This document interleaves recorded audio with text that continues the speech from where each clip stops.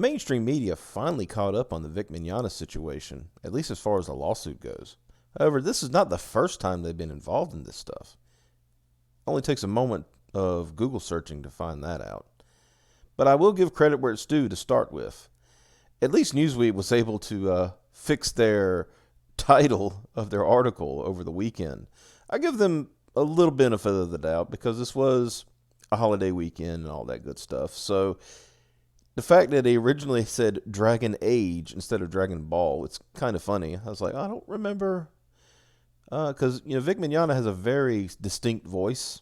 It changes pitch and all that good stuff, but you know when Vic Mignogna is doing a voice. You know when he's doing a voice. So I was like, I never heard him in Dragon Age. What is this all about? And come to find out, well, they were wrong altogether.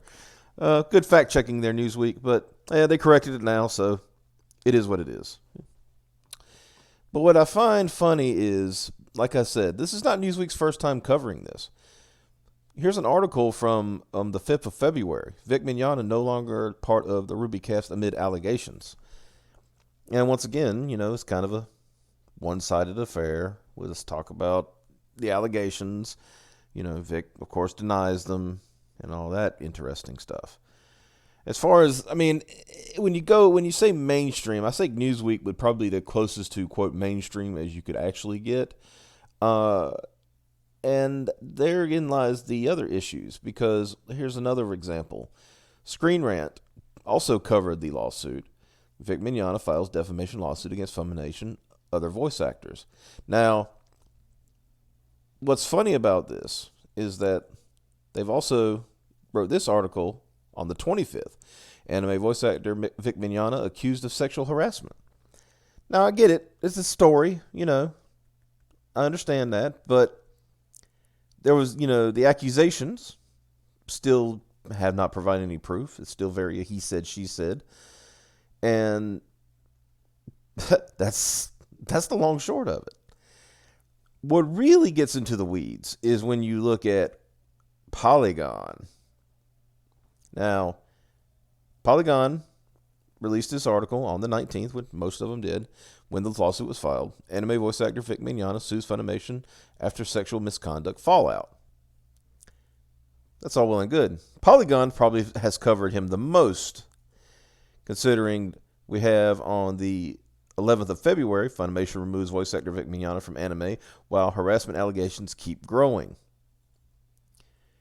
Then on February 5th, I actually got these backwards. I was trying to keep them in order, but got them a little bit backwards. It's okay.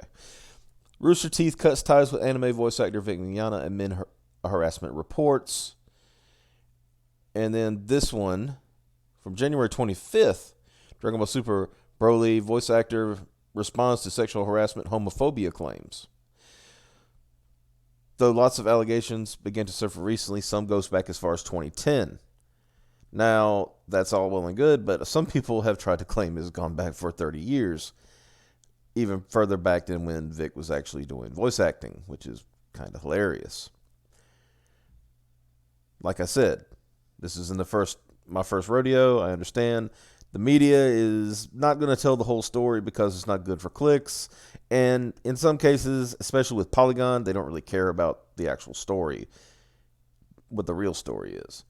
The only one that I've seen that actually had a good take on it, and is the only time that they have actually reported on it, is Variety. Accused of sexual harassment, Vic Mignogna sues Funimation. And like I said, this is like the first time I have seen them actually cover the situation. And they go into very good detail about it,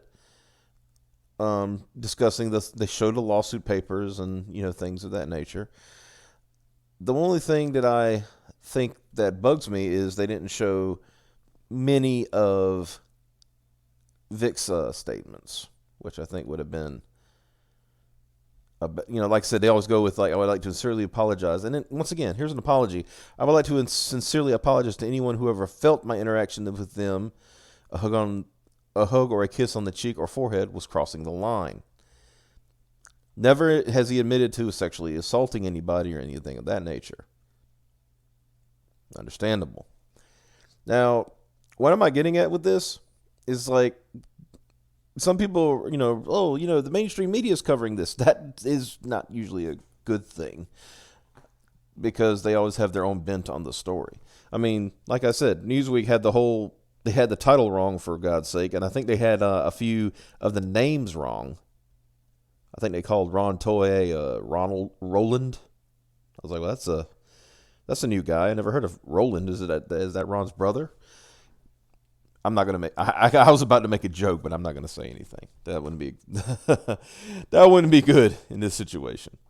But yeah, that's what I wanted to cover here. Is that yes, they're covering the lawsuit, but it's not the first time they've been covering the situation. And like I said, after doing some searches on Variety, they're the only ones that I could see who hadn't covered it until now.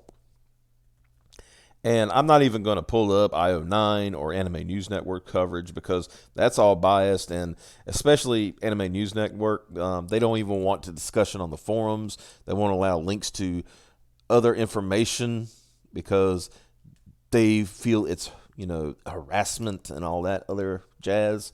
So I'm not even going to give them the time of day as far as showing their stuff on here.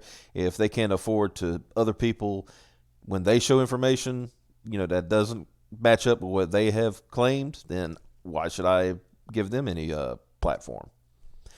That's just the way it's going to be. I'm not going to do it unless they do something silly or they actually end up getting sued for defamation, which is still a possibility. I'm not saying I don't know anything about the inner workings of what's going on with Ty Beard's law firm or anything like that. But if I were making an assumption and considering how the dots connect, which I will get into in another video, look forward to that, I feel that there are more lawsuits coming and there's going to be a lot more people involved that probably didn't realize that they were going to be involved. And one person in particular I know is very, very upset that they're probably going to get involved. But I will point out, they involved themselves, and now they reap the whirlwind. But that's really all I have for now. I want to thank everybody so much for reviewing the last video that I put out. It went beyond my expectations, people, really.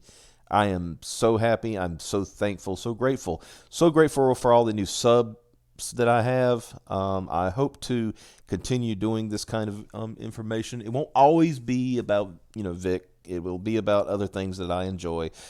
I like to talk about pop culture, geek stuff, superheroes, comic books, things like that. So at some point, you might see something that's not Vic related, but this was a topic, I think, and like I said, I probably got 1 or 2 videos left to talk about this, and once I get those done, and it will just be kind of a slow trickle from there. Everything else, I'll probably talk about other things, because I already got a few things in mind I want to discuss in individual videos and stuff like that. And as always, check us out. Give us a like, give us a subscription. If you want to, check out our live streams. We do them every weekday at 9 p.m. Eastern. Well, around 9 p.m. Eastern. We seem to be never on time.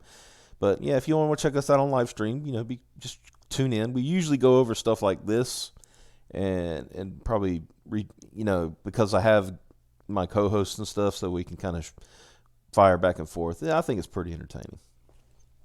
Anyway, thank you all so much, and once again, I will see you next time. Goodbye.